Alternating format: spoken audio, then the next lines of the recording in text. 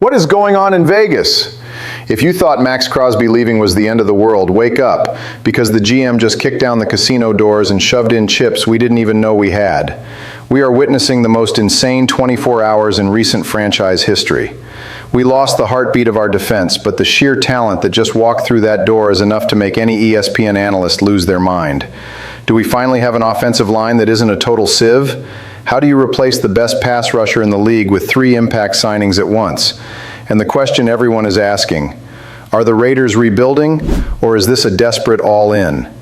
Buckle up and hit that like button, because what I'm about to tell you changes everything for the silver and black. We were in a deep hole, but this response, it's an absolute earthquake. Nation, take a deep breath. Does Maxx Crosby in Baltimore hurt? It feels like a gut punch. But stop crying over spilled milk, because the filet mignon has arrived, and it wasn't cheap. The Raiders didn't just decide to spend, they decided to reset the market. Tyler Linderbaum is your new Raiders center, and he is now the highest paid center in NFL history. $81 million over 3 years. Is it absurd? Yes. Was it necessary? My God, yes. Last year, aside from Colton Miller, our O-line was basically an open invitation for our quarterback to visit the hospital. Linderbaum is elite. He's the anchor we needed yesterday. But it doesn't stop on offense. To fill the void left by the Condor, the front office went out and grabbed Kwity Paye from Indy. $48 million for 3 years. Now, Paye isn't Crosby, no one is, but the guy has 30.5 career sacks and is a total blue-collar worker. He steps in as the immediate edge one. And check out the chess move. To make sure Paye isn't left out on an island, the Raiders locked up Koonce for $11 million. Ryan's take. I get it, losing Crosby is losing our identity. But look at the board. We got 2 first-round picks from Baltimore. We now have a generational center to protect the future of this franchise, and a pass-rushing core that, while maybe not flashy, is solid and young. The cap space Crosby cleared was burned in seconds, but it was burned intelligently. We're done sugarcoating a horrific offensive line. If Linderbaum does what he did in Baltimore, our run game is going to double its production.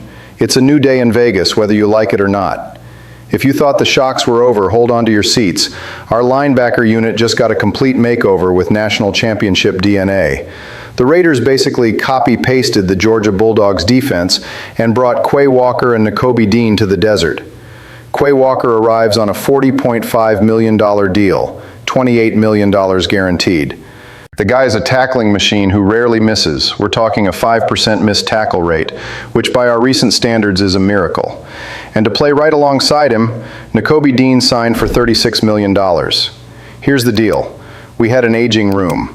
Elandon Roberts, Devin White, Jamal Adams, everyone was 30 or pushing it. The front office sent a message. We don't want big names on the decline, we want young legs. Walker and Dean already speak the same language from their college days. The chemistry comes pre-installed. Now, it's not all sunshine and rainbows. Walker struggled in pass coverage last year, giving up 6 touchdowns.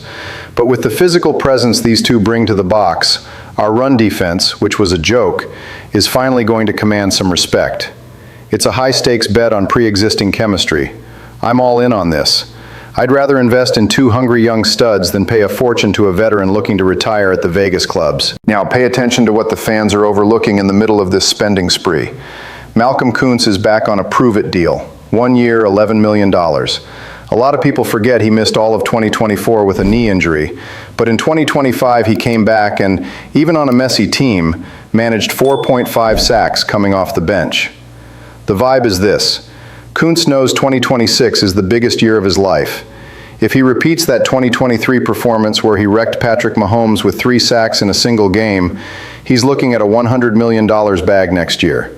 He's playing for his career, and a player that motivated, rotating with Kwity Paye, is the X factor no one is talking about. And there's more on the radar.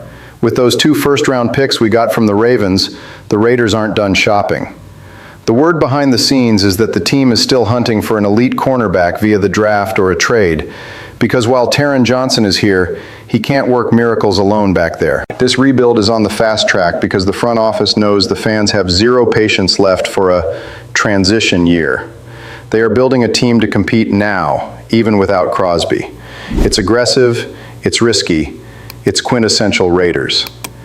To recap the madness, we lost Crosby, but we gained the best center in the league, 2 elite young linebackers, pass rushing depth, and 2 first-round picks in our pocket. We went from a team dependent on one hero to a balanced roster, albeit one without a defensive superstar. Now, the golden question for the real Raiders fans out there. With this haul of draft picks and the QB protection finally fixed with Linderbaum, do you want the team to use those first-rounders to trade up for an elite QB? Or should we spend it all on defense to make up for Max's departure? What's worth more, a bulletproof offense or a defense without a definitive leader? Drop a comment below because I want to see the debate. Just win, baby. Today we won in the front office, now we just need to win on the field. Did you dig this deep dive? Then you know the drill. Subscribe, because if another bombshell drops in Vegas, I'll be the first to tell you what it actually means. See you next time.